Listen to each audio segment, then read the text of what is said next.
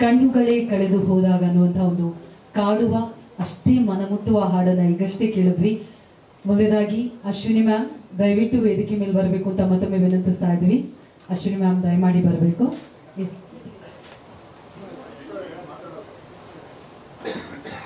Ashwini ma'am ವೇದಿಕೆ ಮೇಲೆ ಬರಬೇಕು. ಚಿತ್ರತಂಡದ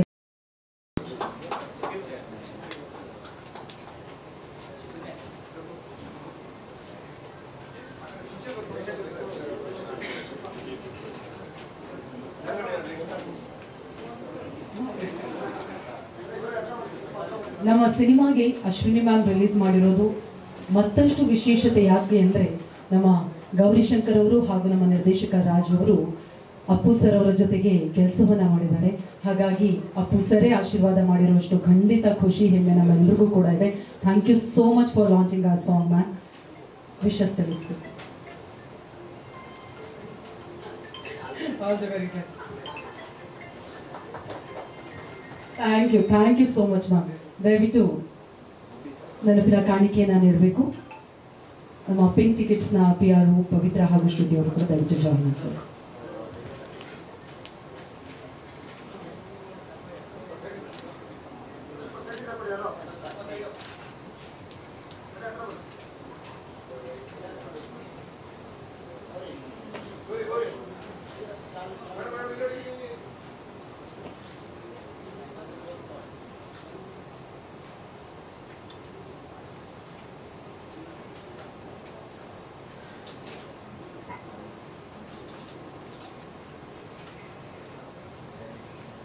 ಕೆರೆಬೇಟೆಯ ಸಿನಿಮಾ ಪರವಾಗಿ ಶ್ರೀಮತಿ ಅಶ್ವಿನಿ ಪುನೀತ್ ರಾಜ್ಕುಮಾರ್ ಅವರಿಗೆ ಒಂದು ಪುಟ್ಟ ಗೌರವ ಸಮರ್ಪಣೆಯನ್ನು ಸಲ್ಲಿಸಲಾಗ್ತಾ ಇದೆ.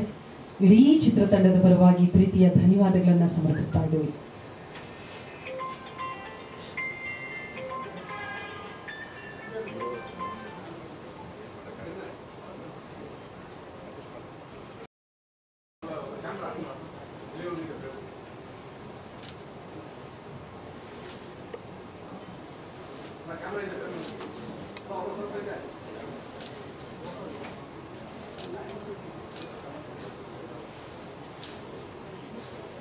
ಬನ್ನಿ ಗಣೇಶ್ ಅವರು, ಇನ್ನೊಂದು ಮೈಕ್ ಕೊಡ್ಬೋದಾ ಸರ್?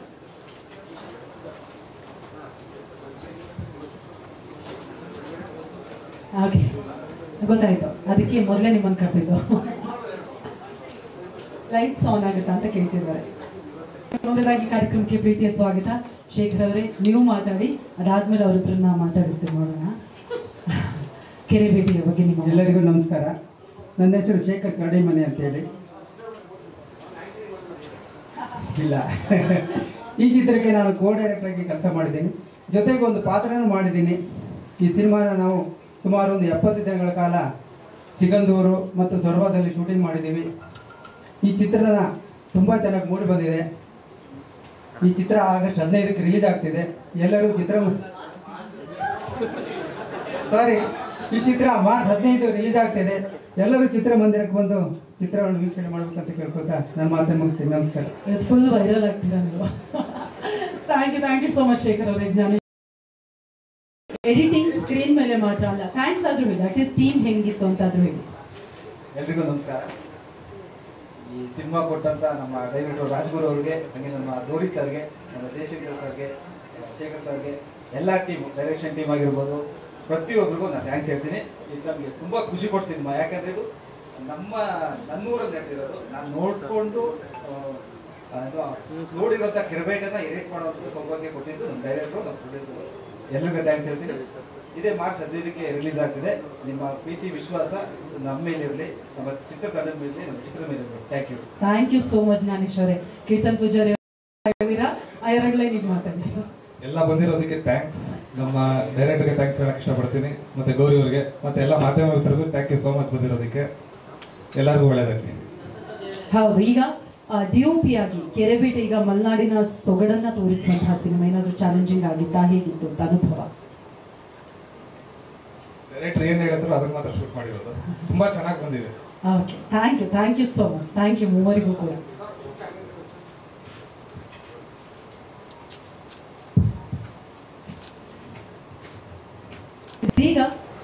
ಇಬ್ಬರು ಕಲಾವಿದರನ್ನ ವೇದಿಕೆ ಮೇಲೆ ಕರೆಯುವಂತಹ ಸಮಯ. ಒಬ್ರು ನಮ್ಮ ನಾಯಕಿಯ ತಂದೆಯ ಪಾತ್ರದಲ್ಲಿ ಕಾಣಿಸ್ಕೊಂಡಿದ್ದಾರೆ. ಯಾವ ಪಾತ್ರವನ್ನ ಕೊಟ್ಟರೂ ಕೂಡ ಇತ್ತೀಚಿನ ಎಲ್ಲ ಸಿನಿಮಾಗಳಲ್ಲಿ ನೋಡ್ಬೋದು, ಅದನ್ನ ಜೀವಿಸುವಂತಹ ಕಲಾವಿದ ಇವರು. ಮಾತು ಕಡಿಮೆ, ನಮ್ಮ ಗೋಪಾಲ್ ಕೃಷ್ಣ ದೇಶಪಾಂಡೆ ಸರ್ ದಯವಿಟ್ಟು ವೇದಿಕೆಗೆ ಬರಬೇಕು ಅಂತ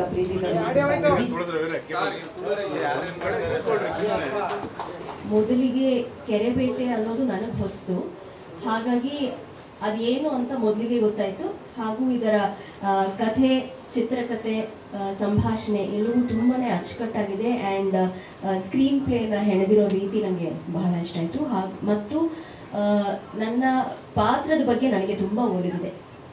ಹಾಗಾಗಿ ನಾನು ಈ ಸಿನಿಮಾನ, ನನ್ನ ಪಾತ್ರನ ತುಂಬ ಪ್ರೀತಿಸ್ತೀನಿ. ನಿರ್ದೇಶಕರಿಗೆ ಹಾಗೂ ನಿರ್ಮಾಪಕರಿಗೆ ಮತ್ತು ಎಲ್ಲ ತಂತ್ರಜ್ಞರಿಗೂ ಆ್ಯಂಡ್ ಎಲ್ಲ ಆರ್ಟಿಸ್ಟ್ಗಳಿಗೂ ಥ್ಯಾಂಕ್ ಯು. ಇಲ್ಲಿ ಬಂದು ನಮ್ಮ ಚಿತ್ರನ ಪ್ರಮೋಟ್ ಮಾಡೋಕ್ಕೆ ಸಹಕರಿಸಿದಂತಹ ಎಲ್ಲ ಮಾಧ್ಯಮ ಮಿತ್ರರಿಗೂ ಬಹಳ ಧನ್ಯವಾದಗಳು. ಮಾರ್ಚ್ 15ರಿಂದ ನಮ್ಮ ಕೆರೆಬೇಟೆ ಶುರುವಾಗ್ತಾ ಇದೆ. ಇದೇ ರೀತಿ ನಿಮ್ಮ ಪ್ರೀತಿ, ವಿಶ್ವಾಸ, ಪ್ರೋತ್ಸಾಹ, ಆಶೀರ್ವಾದ ಯಾವಾಗಲೂ ಇರಿ. Thank you. ಭಾಷೆ ಸೊಗಡು ನನಗೆ ಸ್ವಲ್ಪ ಚಾಲೆಂಜಿಂಗ್ ಅಂತಲೇ ಅನಿಸ್ತು, ಬಟ್ ತುಂಬಾ ಖುಷಿ ಆಯಿತು. ನಮ್ಮ ಗೌರಿ ಅವರಿದ್ದರು, ಯಾವಾಗಲೂ ಜೊತೆಲೇ ಭಾಷೆಯನ್ನು ಕಲಿಸ್ಕೊಟ್ಟು ಅದು ಹೇಗೆ ಪ್ರನೌನ್ಸ್ ಮಾಡಬೇಕು, ಎಷ್ಟು ಪ್ರನೌನ್ಸ್ ಮಾಡಬೇಕು, ಅದಕ್ಕೆ ಆದಂಥ ಒಂದು ರಿದಮ್ ಇದೆ ಪ್ರತಿಯೊಂದು ಭಾಷೆಗೂ. ಅದರಲ್ಲಿ ಅವ್ರಿಗೆ ತುಂಬ ಹಿಡಿತಾ ಇದೆ. ಹಾಗಾಗಿ ಶೂಟಿಂಗ್ ಮಾಡೋ ಟೈಮಲ್ಲಿ ಹಾಗೂ ಡಬ್ಬಿಂಗ್ ಟೈಮಲ್ಲಿ ಗೌರಿ ಅವರು ತುಂಬಾ ಸಹಾಯ ಮಾಡಿದರು. ಹಾಗಾಗಿ ತುಂಬ ಖುಷಿ ಇತ್ತು. Thank you. ಅದ್ರದ್ದು ಹೆಸರು ಗರುಡಪ್ಪ ಅಂತ. ನನಗೆ ಮೈಕ್ ಕೊಟ್ಟ ತಕ್ಷಣ ಏನು ಮಾತಾಡ್ಬೇಕು ಅಂತ ಗೊತ್ತಾಗ.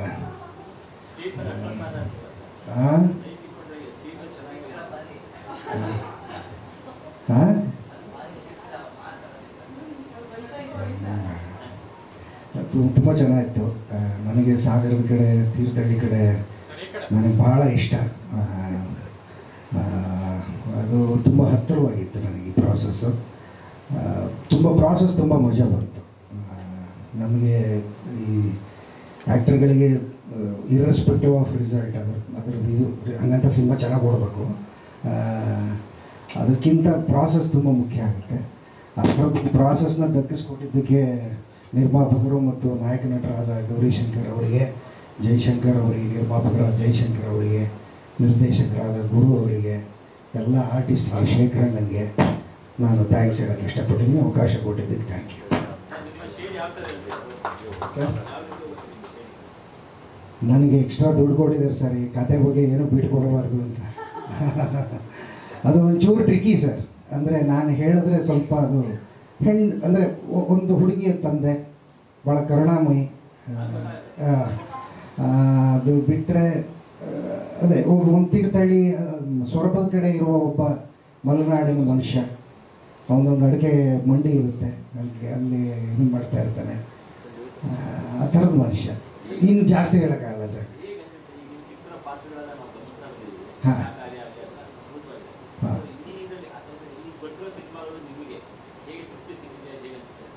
ತುಂಬ ಖುಷಿ ಆಗ್ತಾಯಿದೆ ಸರ್. ಅಂದರೆ ನನಗೆ ರೈಟ್ ಟೈಮ್ ರೈಟ್ ಸ್ಪೇಸ್ ಅಂತಾರಲ್ಲ, ಆ ಥರ ಒಂದು ನನಗಿಂತ ತುಂಬ ಪ್ರತಿಭಾವಂತರು ಇರ್ತಾರೆ. ನಾನು ಸರಿಯಾದ ಜಾಗದಲ್ಲಿ ಇದ್ದೀನಿ ಅನಿಸುತ್ತೆ. ಹಾಗಾಗಿ ಅವಕಾಶಗಳು ಸಿಗ್ತಾ ಇದ್ದಾವೆ. ತುಂಬ ಖುಷಿ ಆಗ್ತಾಯಿದೆ. ಬೇರೆ ಬೇರೆ ಥರದ ಪಾತ್ರಗಳು. ಈಗ ಗರುಡಪ್ಪ ಅನ್ನೋದು ಬೇರೆ ಥರದ ಪಾತ್ರ. ಇದನ್ನು ತುಂಬ ಎಂಜಾಯ್ ಮಾಡಿದ್ದೀನಿ ನಾನು. ಸ್ವಲ್ಪ ಭಾಷೆ ಗೀಷೆ ಹಿಡಿಯೋದಕ್ಕೆ ಕಷ್ಟ ಆಯಿತು. ನಮ್ಮ ಹೀರೋ ಸಾರ್ ಬಿಡ್ತಿರಲಿಲ್ಲ, ಏನು ಮಾಡಿದ್ರು ಬಿಡ್ತಿರಲಿಲ್ಲ ಅವರು. ಬಟ್ ತುಂಬ ಖುಷಿ ಇದೆ. ಹಾಗೆ ಗುರು ಅವರು ಇದ್ದರು, ನಮ್ಮ ಕೀರ್ತನ ಅವರು ಇದ್ದರು. ಸೊ ಎಲ್ಲ ಟೀಮ್ ಆಗಿ ಭಾಳ ಖುಷಿ ಕೊಟ್ಟ ಸಿನಿಮಾ ಇದು. ನಾನು ಎಷ್ಟು ದಿವಸ ಮಾಡಿದ್ದೀನಿ ಗೌರಿ? ಜಾಸ್ತಿ ಹೇಳ್ತಾ ಇದ್ದೀನಿ.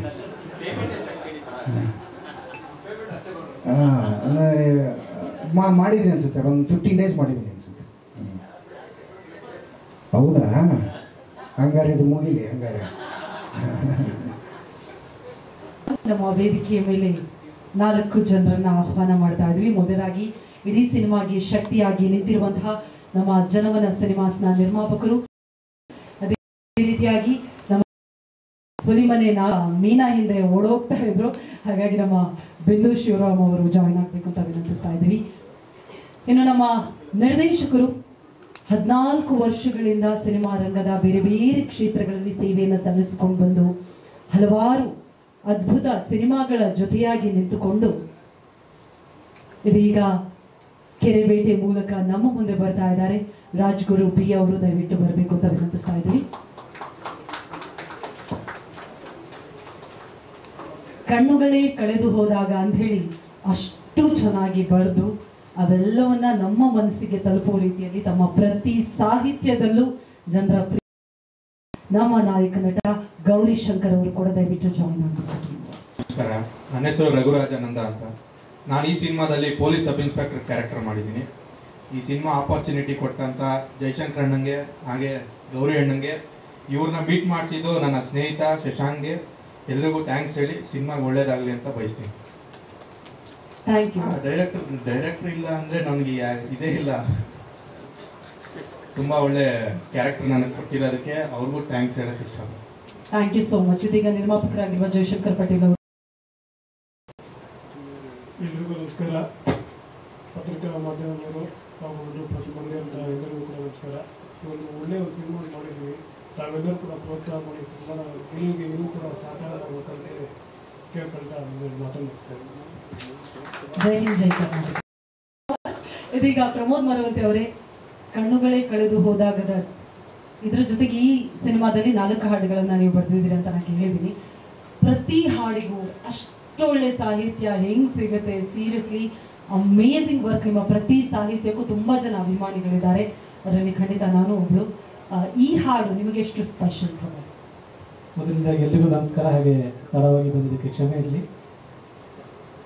ಸೊ ಕೆರೆಬೇಟೆ ನಮ್ಮ ಮಣ್ಣು, ನಮ್ಮ ಪರಂಪರೆ, ನಮ್ಮ ಸಂಸ್ಕೃತಿಯನ್ನು ಬಿಂಬಿಸುವಂಥ ಒಂದು ಚಿತ್ರ. ನಾನು ಶಿಕಾರಿಪುರ ಸೊರಬ ಭಾಗದಲ್ಲೇ ಬೆಳೆದವನು, ಕೆರೆಬೇಟೆಯನ್ನು ಆಡ್ತಾ ನನ್ನ ಬಾಲ್ಯದ ದಿನಗಳನ್ನು ಕಳೆದವನು. ಹಾಗಾಗಿ ಈ ಸಿನಿಮಾ ನನಗೆ ತುಂಬ ಮನಸ್ಸಿಗೆ ಹತ್ತಿರವಾದಂಥ ಸಿನಿಮಾ. ಇನ್ನು ಹಾಡಿನ ಬಗ್ಗೆ ಹೇಳೋದಾದರೆ, ನನಗೆ 4 ಹಾಡುಗಳನ್ನ ಬರೆದಿದ್ದೀನಿ. ಅದರಲ್ಲಿ ತುಂಬ ಮನಸ್ಸಿಗೆ ಹತ್ತಿರ ಆಗಿರುವಂಥ ಹಾಡು ಕಣ್ಣುಗಳೇ ಕಳೆದು ಹೋದಾಗ. ಯಾಕಂದರೆ ಗೊತ್ತಿಲ್ಲ, ಅದು ಒಂದಿಷ್ಟು ಸಾಲುಗಳು ನಮಗೆ ಒಂದು ವಿಸ್ಮಯ ಅನ್ನೋ ರೀತಿ ಹುಟ್ಕೊಂಡು ಬಿಡುತ್ತೆ. ಆ ರೀತಿ ಒಂದಿಷ್ಟು ಸಾಲುಗಳು ಹುಟ್ಕೊಂಡಂಥ ಹಾಡಿದು.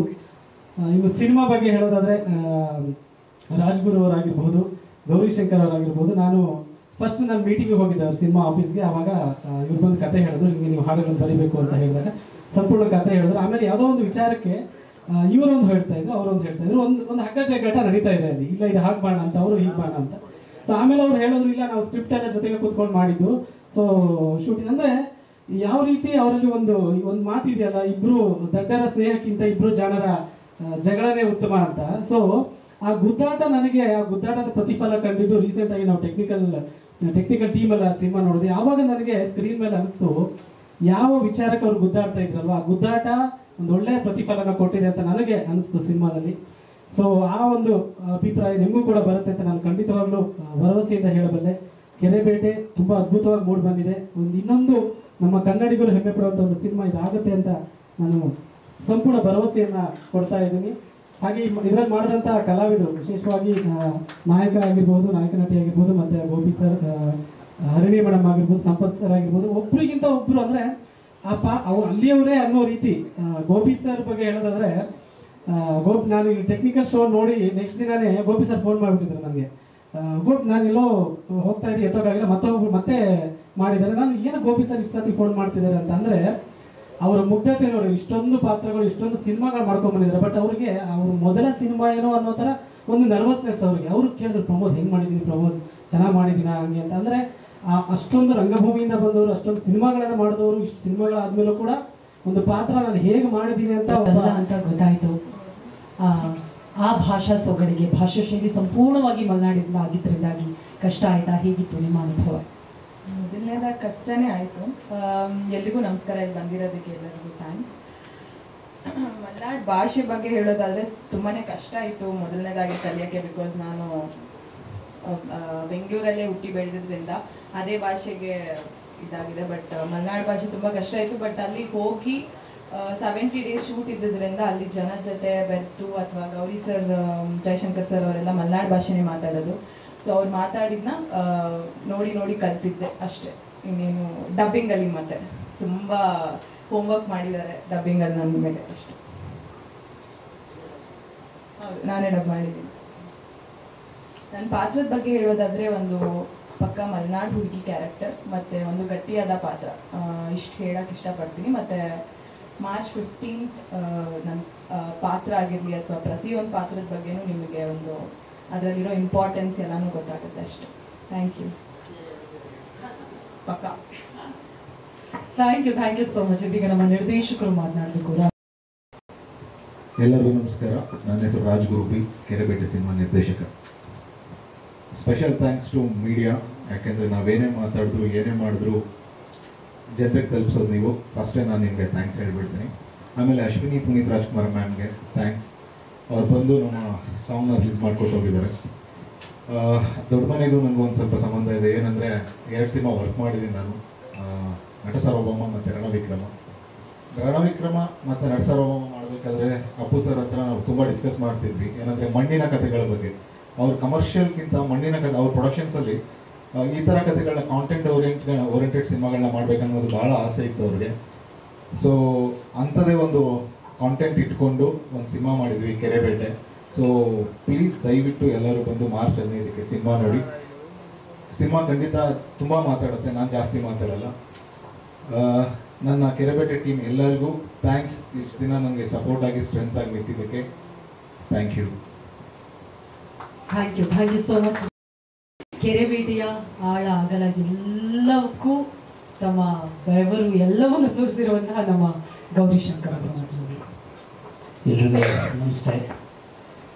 ಮೊದಲನೇದಾಗಿ ಸ್ಪೆಷಲ್ ಥ್ಯಾಂಕ್ಸ್ ಟು ನಮ್ಮೆಲ್ಲ ಪತ್ರಿಕಾ ಮಾಧ್ಯಮ, ಟಿ ವಿ ಮಾಧ್ಯಮ, ಡಿಜಿಟಲ್ ಮಾಧ್ಯಮ, ನಮ್ಮೆಲ್ಲ ಸ್ನೇಹಿತರಿಗೂ ನಮಸ್ತೆ ಹೇಳ್ತಾ, ಕೆರೆಬೇಟೆಯ ಆಳ ಅಗಲ ಎಲ್ಲಕ್ಕೂ ತಮ್ಮ ಬೆವರು ಎಲ್ಲವನ್ನು ಸುರಿಸಿರುವಂತಹ ನಮ್ಮ ಗೌರಿಶಂಕರ್ ಅವರು ಮಾತನಾಡಬೇಕು. ಎಲ್ರಿಗೂ ನಮಸ್ತೆ. ಮೊದಲನೇದಾಗಿ ಸ್ಪೆಷಲ್ ಥ್ಯಾಂಕ್ಸ್ ಟು ನಮ್ಮೆಲ್ಲ ಪತ್ರಿಕಾ ಮಾಧ್ಯಮ, ಟಿ ವಿ ಮಾಧ್ಯಮ, ಡಿಜಿಟಲ್ ಮಾಧ್ಯಮ, ನಮ್ಮೆಲ್ಲ ಸ್ನೇಹಿತರಿಗೂ ನಮಸ್ತೆ ಹೇಳ್ತಾ, ಇವತ್ತು ಈ ನಮ್ಮ ಕಾರ್ಯಕ್ರಮಕ್ಕೆ ಇದೇನು ನಮ್ಮ ಸಿನಿಮಾ ರಿಲೀಸ್ ಇವತ್ತಿಂದ ಒಂದು 5 ದಿವಸ ಉಳಿದಿದೆ. ಇಲ್ಲಿಂದ ಸಿನಿಮಾದ ಪ್ರಚಾರ ಇರ್ಬೋದು, ಇನ್ನೊಂದು ಇರ್ಬೋದು, ತುಂಬ ಅಬ್ಬರವಾಗಿ ಹೋಗಬೇಕಾಗತ್ತೆ. ಈ ಒಂದು ಟೈಮಲ್ಲಿ ನಮ್ದು ಯಾಕೆಂದರೆ ಪ್ರೀ ರಿಲೀಸ್ ಇವೆಂಟ್ ಅಂದರೆ ನಿಮ್ಮ ಜೊತೆಗೆ ಯಾವತ್ತೂ ಕೂಡ ನಮಗೆ ಕಮ್ಯುನಿಕೇಟ್ ಮಾಡೋದಕ್ಕೆ ಆಗಿಲ್ಲ ಮಾಧ್ಯಮದವ್ರ ಜೊತೆಗೆ. ಅಂದರೆ ಲಾಸ್ಟ್ ಟೈಮ್ ಒಂದು ಟೀಸರ್ ಲಾಂಚ್ ಮಾಡಿದ್ವಿ, ಔಟ್ಡೋರ್ ಆಯಿತು. ಆಮೇಲೆ ಎಲ್ಲ ರೀತಿಯ ಒಂದು ಪ್ಲ್ಯಾನ್ ಮಾಡಿ ಟ್ರೈಲರ್ ಲಾಂಚ್ ಮಾಡ್ತೀವಿ, ಅದು ಸ್ವಲ್ಪ ಹಿಂದೆ ಮುಂದೆ ಆಗಿ ಉಳಿದಿದ್ದೆಲ್ಲ ಬೇರೆ ಬೇರೆ ಊರುಗಳಲ್ಲಿ ಆಗೋಯ್ತು ನಮ್ಮ ಕಾರ್ಯಕ್ರಮಗಳು. ಹಾಗಾಗಿ ತುಂಬ ಈಗ ಯಾಕೆಂದರೆ ಟೈಮು ಜಾಸ್ತಿ ಇದ್ದಿದ್ದಾಗ 9ನೇ ತಾರೀಕೆ ನಾವು ಇದು ಮಾಡೋಣ ಅಂತ ಹೇಳಿ ನಮ್ಮ PR ಅವ್ರ ಜೊತೆಗೂ ಮತ್ತು ನಮ್ಮ ಟೀಮ್ ಕಮ್ಯುನಿಕೇಟ್ ಮಾಡಿ ಫೈನಲ್ ಮಾಡಿದ್ವಿ. ಬಟ್ ಆದರೆ ಗೆಸ್ಟ್ ಅನ್ನೋದು ಭಾರಿ ಇಂಪಾರ್ಟೆಂಟ್ ಆಗುತ್ತೆ ನನಗೆ. ಯಾಕೆಂದರೆ ಯಾವಾಗಲೂ ಇತ್ತು ನಮ್ಮ ಸಿನಿಮಾ ಶುರು ಮಾಡಿದಾಗಿಂದನೂ ನನ್ನ ತಲೆಯಲ್ಲಿ ನಾನು ಮತ್ತು ನಮ್ಮ ಡೈರೆಕ್ಟ್ರು ಮಾತಾಡ್ಕೊಂಡಿದ್ವಿ, ಒಂದು ಕಾರ್ಯಕ್ರಮದ ಕೊನೆಗೆ ಯಾವುದಾದ್ರೂ ಒಂದು ಇವೆಂಟಿಗೆ ಅಣ್ಣವ್ರ ಫ್ಯಾಮಿಲಿಯಿಂದ ಒಬ್ಬರನ್ನ ಕರ್ಸ್ಕೊಂಡು ನಾವು ಆ ಒಂದು ಸಿನಿಮಾದ, ಅದು ಕೂಡ ಅಪ್ಪು ಸರ್ ಸಂಬಂಧ ಇರಬೇಕು, ಒಂದು ಕಾರ್ಯಕ್ರಮ ನಾವು ಮಾಡಬೇಕು ಕೊನೆಯದು ಅಂತ. ಯಾಕೆಂತಂದರೆ ನಾನು ಅಪ್ಪು ಸರ್ ಜೊತೆಗೆ 2 ಸಿನಿಮಾ ವರ್ಕ್ ಮಾಡಿದ್ದೀನಿ. ನಾನು ಅಷ್ಟೇ ಡೈರೆಕ್ಟರ್ ಮಾಡಿದ್ದೆ 4 ಸಿನಿಮಾಗಳು, ಅದರಲ್ಲಿ 2 ಸಿನಿಮಾ ಅವ್ರ ಜೊತೆಗೆ ಮಾಡಿದ್ದೀನಿ. ಸಣ್ಣ ಕೆಲವು ಅನುಭವ ಹೇಳಿ ಮುಂದೆ ಹೋಗ್ತೀನಿ ನನ್ನ ಸಿನಿಮಾದ ಬಗ್ಗೆ. ಈ ಮೊನ್ನೆ ಅಶ್ವಿನಿ ಮೇಡಮ್ ಅವ್ರ ಹತ್ರ ಹೋದ್ವಿ. ಅವರು ತುಂಬ ಜನ ಮೀಟ್ ಆಗ್ತಾ ಇರ್ತಾರೆ, ತುಂಬ ಅಂದರೆ ತುಂಬ. ನಾನು ವರ್ಕ್ ಮಾಡಿ ಸುಮಾರು 16-17 ವರ್ಷದ ಹಿಂದೆ ಹೇಳ್ತಾ ಇರೋದು. ನಾನು PUC ಇದ್ದಾಗ ಅಸಿಸ್ಟೆಂಟ್ ಡೈರೆಕ್ಟರ್ ಆಗಿ ಆಕಾಶ್ ಮತ್ತು ವೀರಕನ್ನಡಿಗ 2 ಸಿನಿಮಾ ವರ್ಕ್ ಮಾಡಿದ್ದೆ. ಇವತ್ತು ಮಹೇಶ್ ಬಾಬು ಅವರು ಬರಬೇಕಿತ್ತು, ಅವ್ರು ಬಂದಿಲ್ಲ. ಅದರಲ್ಲಿ ಸುಮಾರಷ್ಟು ಇನ್ಸಿಡೆಂಟ್ ಇದೆ ನನಗೇನಂದರೆ, ವೀರಕನ್ನಡಿಗ ಸಿನಿಮಾದಲ್ಲಿ ಹೈದರಾಬಾದಲ್ಲಿ ಮಾಡ್ತಾ ಒಂದು ಇನ್ಸಿಡೆಂಟ್ ಇತ್ತು. ವೀರಕನ್ನಡಿಗ ನೋಡಿರ್ಬೋದು, ಒಂದು ಅಪ್ಪು ಸರ್ ಡಬಲ್ ಆ್ಯಕ್ಟಿಂಗು. ಅದರಲ್ಲಿ ಪಟಾಕಿ ಬ್ಲಾಸ್ಟ್ ಆಗೋ ಒಂದು ಸೀನ್ ಇರುತ್ತೆ. ಸಿನಿಮಾ ಶೂಟಿಂಗ್ ರಾತ್ರಿ 12 ಗಂಟೆಗೆ ಸೆಟ್ಟಲ್ಲಿ ಮುಗಿತು ಅನ್ನಪೂರ್ಣೇಶ್ವರಿ ಸ್ಟುಡಿಯೋ ಅಲ್ಲಿ. ಹೇಗೆ ಅಂತಂದರೆ ಆಂಧ್ರವಾಲ ಮತ್ತು ಇದೆರಡು ಒಟ್ಟಿಗೆ ನಡೀತಾ ಇತ್ತು. ಕೆಲವು ಪಟಾಕಿಗಳು ಉಳಿದಿತ್ತು. ನಮ್ಮ ಡೈರೆಕ್ಟ್ರಲ್ಲಿ ಮೇಹರ್ ರಮೇಶ್ ಅವರು ಹೇಳಿದ್ರೆ, ಈ ಸಣ್ಣ ಹುಡುಗಂಗೆ ಒಂದು ಚಿನ್ನ ಪಿಲ್ ಹುಡುಗರು ನಾಲ್ಕು ಪಟಾಕಿ ತೀಸ್ಕೊರಾರ ಅಂತ ಏನೋ ಒಂದು ಹಿಂಗೆ ಹೇಳೋಗಿದ್ರು. ಮುಗಿತಾ ಇದ್ದಾಗೆ ಸೀನ್ದು ಒಂದಿಷ್ಟು ಪಟಾಕಿಗಳು ಉಳಿದ್ಬಿಟ್ಟು ಎಲ್ಲರೂ ಹೊರಟರು. ಇದೇ ಮುತ್ತು ಸಿನಿಮಾಸ್ದೇ ಕ್ಯಾಮ್ರಾನೂ ಇತ್ತು. ನಾನು ಹೋಯ್ತಲ್ಲ ಅಂತ ಹೇಳಿ ಒಂದು ಫ್ಲವರ್ ಪಾಟನ್ನು ಏನು ಮಾಡಿದೆ ಲಾಸ್ಟ್ ಅಂತ ಹೇಳಿ ನೆಲಕ್ಕೆ ಹಚ್ಚಿದೆ. ಹಚ್ತಾ ಇದ್ದಾಗೆ ಹಿಂದ್ಗಡೆ ಇದ್ದವ್ರು ಕ್ಯಾಮ್ರಾದವ್ರು ಕ್ಯಾಮ್ರಾ ಅಂದರು. ಪ್ಯಾಕಪ್ ಆಗಿತ್ತು ರಾತ್ರಿ. ನೀವು ಯಾರೂ ನಂಬಲ್ಲ, ಅಷ್ಟು ದೊಡ್ಡ ಬ್ಲಾಸ್ಟ್ ಆಗಿ ಇಷ್ಟು ದೊಡ್ಡ ಫ್ಲವರ್ ಪಾಟ್. ಆ್ಯಕ್ಚುಲಿ ಹೆಚ್ಚು ಕಡಿಮೆ ನನಗೆ LV ಪ್ರಸಾದ್ ಆಸ್ಪತ್ರೆಯಲ್ಲಿ 15 ದಿವಸ ಅಡ್ಮಿಟ್ ಆಗಿದ್ದೆ ನಾನು. ಆ ಒಂದು ಟೈಮಲ್ಲಿ ಅಪ್ಪು ಸಾರ್ ಇರ್ಬೋದು, ಅಲ್ಲಿಯ ಪ್ರೊಡ್ಯೂಸರ್ ಇರ್ಬೋದು, ಈ ಥರ ಸುಮಾರಷ್ಟು ನನಗೆ, ಯಾಕೆಂದ್ರೆ ಕಣ್ಣೇ ಹೋಯ್ತು ಅಂತ ಅನ್ಕೊಂಡಿದ್ರು ಎಲ್ಲರೂ. ಆ ಒಂದು ಸಹಕಾರ ಇತ್ತು. ಆ ಒಂದು ಇನ್ಸಿಡೆಂಟಿಂದ ನನ್ನನ್ನು ಇವತ್ತೂ ಕೂಡ ಅಶ್ವಿನಿ ಮೇಡಮ್ ಇರ್ಬೋದು ಯಾರೂ ಮರ್ತಿಲ್ಲ. ಅಂದರೆ ಆ ಒಂದು ಇನ್ಸಿಡೆಂಟ್ ಆದಮೇಲೆ ಸುಮಾರಷ್ಟು ದಿವಸ ಬೆಂಗಳೂರು ಹಾಸ್ಪಿಟ್ಲಿಗೆ ಇಲ್ಲೆಲ್ಲ ಕರ್ಕೊಂಡು ಓಡಾಡಿಸಿದ್ರು. ಹಾಗಾಗಿ ಮೊನ್ನೆ ಮೇಡಮ್ ಹತ್ರ ಹೋಗಿ ಈ ಒಂದು ಇವೆಂಟಿಗೆ ಬರಬೇಕು ಅಂತ ಕೇಳ್ಕೊಂಡಾಗ ನಾನು ಮರ್ತಿರ್ತು ಹೋಗ್ಬಿಟ್ಟಿದ್ರ ಅಂದ್ಕೊಂಡಿದ್ದೆ. ಹೆಂಗೆ ಮರೆಯೋಕ್ಕಾಗುತ್ತೆ ಅಂತೇಳಿ ನೆನ್ಪು ಮಾಡ್ಕೊಂಡು, ನೀವು ನಂಬಲ್ಲ, ಇವತ್ತಿಲ್ಲ ಅವ್ರು ಜಾಸ್ತಿ ಮಾತಾಡಿಲ್ಲ. ಫಸ್ಟ್ ಕಾರ್ಯಕ್ರಮಕ್ಕೆ ಬರೋದಕ್ಕೆ ಸ್ವಲ್ಪ ಅವ್ರಿಗೆ ಕಷ್ಟ ಇದೆ, ಸ್ವಲ್ಪ ಟೈಟ್ ಇರೋದು ಹೌದು. ಅವ್ರು ಸುಮಾರಷ್ಟು ಕಾರ್ಯಕ್ರಮದ ಲಿಸ್ಟು ತೋರಿಸಿದ್ರು. ಆದರೆ ಟ್ರೈಲರು ಮತ್ತು ಸಾಂಗ್ ನೋಡಿ ಅದು ಎಷ್ಟು ಖುಷಿ ಪಟ್ಟರು ಅಂತಂದರೆ, ಈಗ ಎಷ್ಟೊತ್ತಿಗೆ ಹೇಳಿ ನೀವು ಶನಿವಾರ ಯಾವ ಟೈಮಿಗೆ ಬರ್ಬೇಕು ಹೇಳಿ, ಖಂಡಿತವಾಗೂ ಮಾಡ್ಕೊಡ್ತೀನಿ, ನೀವು ಸಿನಿಮಾ ಯಾವಾಗ ತೋರಿಸ್ತೀರಿ ಅಂದರೆ ಅಷ್ಟು ಎಕ್ಸೈಟ್ಮೆಂಟಲ್ಲಿ ಅವ್ರು ಕೇಳಿದ್ರು. ಅಂದರೆ ಅದು ನಮ್ಗೆ ತುಂಬ ಖುಷಿ ಆಗೋಯ್ತು. ಈಗಲೂ ಕೂಡ ಇಲ್ಲಿದ್ದಾಗ ಹೇಳಿದ್ರು, ನೀವು ನಾಳೆ ಪ್ರೀಮಿಯರ್ ಶೋ ಇಟ್ಕೊಂಡಾಗ ಯಾವಾಗ ಏನು ಅಂತ ಹೇಳಿ, ಸಾಧ್ಯವಾದರೆ ಖಂಡಿತವಾಗೂ ಬರ್ತೀನಿ. ಇದೇನು ಗೊತ್ತಾ, ಹೋಗ್ಲಿಕ್ಕೆ ಅನ್ನೋಕ್ಕಿಂತನೂ ನಮ್ಮ ಒಂದು ಶ್ರಮಕ್ಕೆ ಸಿಕ್ಕಂಥ ಒಂದು ಬೆಲೆ ಅಂತ ಅಂದ್ಕೊಳ್ತೀನಿ. ಅಂದರೆ ನಮಗೆಲ್ಲರಿಗೂ ಒಂದು ಖುಷಿ ಆಗುತ್ತೆ. ಈಗ ಅವ್ರು ಬಂದೋಗಿದ್ದಕ್ಕೆ ತುಂಬ ಥ್ಯಾಂಕ್ ಯು. ಸುಮಾರಷ್ಟು ಹಣ ಮಾತಾಡೋದಿದೆ, ಯಾಕೆಂದರೆ ನನ್ನ ಸಿನಿಮಾ ಜರ್ನಿ ಸಣ್ಣದಲ್ಲ. ಯಾಕೆಂತಂದರೆ ಸಿನಿಮಾದಲ್ಲಿ ತುಂಬ ಸಿನಿಮಾ ಮಾಡದೇ ಇರ್ಬೋದು ನಾನು. ಇಲ್ಲೇನು ಗೊತ್ತಾ, ಗೆಲುವಿಗೆ ಮಾತ್ರ ಲೆಕ್ಕ ಇರುತ್ತೆ, ಸೋಲಿಗೆ ಯಾವುದಕ್ಕೂ ಲೆಕ್ಕ ಇರಲ್ಲ. ನಾನು ಸುಮಾರು 18-19 ವರ್ಷದಿಂದ ಇದ್ದೀನಿ. ಅಂದರೆ ಹೇಳಿದ್ನಲ್ಲ, ಸೆಕೆಂಡ್ PUC ಅಲ್ಲಿ ಪರೀಕ್ಷೆ ಬರದೆ ಇಲ್ಲಿಗೆ ಸೀದಾ ಬಂದಿದ್ದೀನಿ. ಅಂದರೆ ನೀವು ನನ್ನ ವಯಸ್ಸಿಂದ ಹಿಡಿದು ನನ್ನ ಅನುಭವವನ್ನು ನೀವು ಯೋಚನೆ ಮಾಡ್ಬೋದು. ಹೀರೋ ಮಾಡಿದ್ದಂಥದ್ದು ಜೋಕಾಲಿ, ಅದೊಂದು ಸಾಂಗ್ ಅಷ್ಟೇ ಹಿಟ್ಟು ಗೊತ್ತಿರೋದು, ಚುಚ್ಚಿ ಚುಚ್ಚಿ ಕೊಂದೆ ಎಲೆ ಅನ್ನೋದು. ಆಮೇಲೆ ರಾಜಹಂಸ ಮಾಡಿದೆ. ಅದಾದ ನಂತರನೂ ಕೂಡ ಅನ್ನೋದು ತುಂಬ ಪ್ರಯತ್ನ ಪಟ್ಟು ಇದೇ ಒಂದು ಫ್ಯಾಷನಲ್ಲೇ ಮಾಡಿದ್ವಿ ಆ ಸಿನಿಮಾನ. ಅದು ತುಂಬ ದೊಡ್ಡ ಸಕ್ಸಸ್ ಏನಾಗಿಲ್ಲ, ಬಟ್ ಏನಂತಂದ್ರೆ ತುಂಬ ಒಳ್ಳೆ ಒಂದು ರೆಕಗ್ನೈಸೇಷನ್ ಸಿಕ್ತು. ಅದಾದ್ಮೇಲೆ ಸುಮಾರು ಮತ್ತೆ ಸರ್ಕಸ್ಸು, ಮತ್ತೆ ಹೋರಾಟ. ಒಂದು ಸಿನಿಮಾ ಸೋಲಾದ್ರೆ ಹೇಗಾಗತ್ತೆ ಅಂದರೆ, ಮಿನಿಮಮ್ ಅಂತ ಅಂದ್ರು ಮಳೆ ಬಂದು ನಿಂತೋದ್ರೆ ನಿಮ್ಗೆ ಅರ್ಧ ಗಂಟೆ ಬೇಕಂತ ಹನಿ ತುಂಡಾಗಕ್ಕೆ. ಒಂದು ಸಿನಿಮಾ ಸೋಲಾದ್ರೆ ಹೆಚ್ಚು ಕಡಿಮೆ ವರ್ಷಗಟ್ಟಲೆ ಬೇಕು. ಅದು ಯಾವುದೇ ರೀತಿಯ ಬ್ಯಾಕ್ಗ್ರೌಂಡ್ ಇಲ್ಲದೆ ಹೋರಾಟ ಮಾಡೋನು ಬದುಕಕ್ಕಿಯಲ್ಲ, ತುಂಬ ಕಷ್ಟ. ನಿಮ್ಗೆ ಹೇಗೆ ಅಂತಂದ್ರೆ ಅದನ್ನು ಸುಧಾರಿಸ್ಕೊಳ್ಳೋದಕ್ಕೆ ಆಗಲ್ಲ.